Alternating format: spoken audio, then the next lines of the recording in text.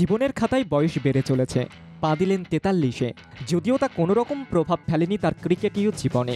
এখনও শিকারী বাঘের মতো দক্ষতার সঙ্গে ক্রিকেট খেলে চলেন মহেন্দ্র সিং ধোনি। ৭ জুলাই তার জন্মদিন। দেশের নানা প্রান্তে ছড়িয়ে রয়েছে ধোনি সমর্থকেরা। তারা ধোনির এই জন্মদিন সেলিব্রেশন করছেন। বিসিসিআইয়ের তরফ থেকেও জন্মদিনের শুভেচ্ছা জানানো হয়েছে তাকে। ধোনির স্ত্রী ইনস্টাগ্রামে একটি ভিডিও শেয়ার করেছেন, যেখানে দেখা যাচ্ছে মাহিকে।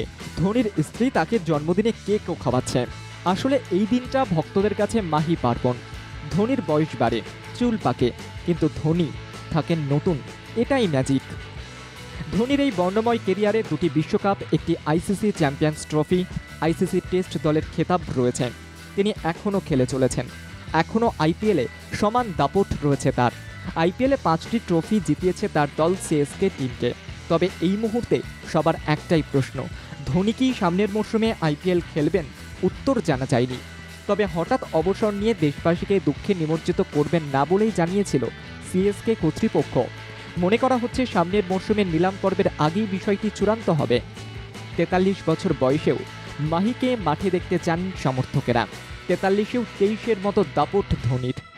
আইপিএলে ট্রফি জয় করলেও তার মধ্যে উচ্ছ্বাস থাকে কম। আবার ট্রফি না পেলেও শোকে ভেঙে পড়েন না ধোনি। তবে অবাক তিনি করবেন সবাইকে। এটাই তো ধোনির ম্যাজিক। 25-এর আইপিএলেও কি Mahi magic? Bureau report, Bangla জাগো।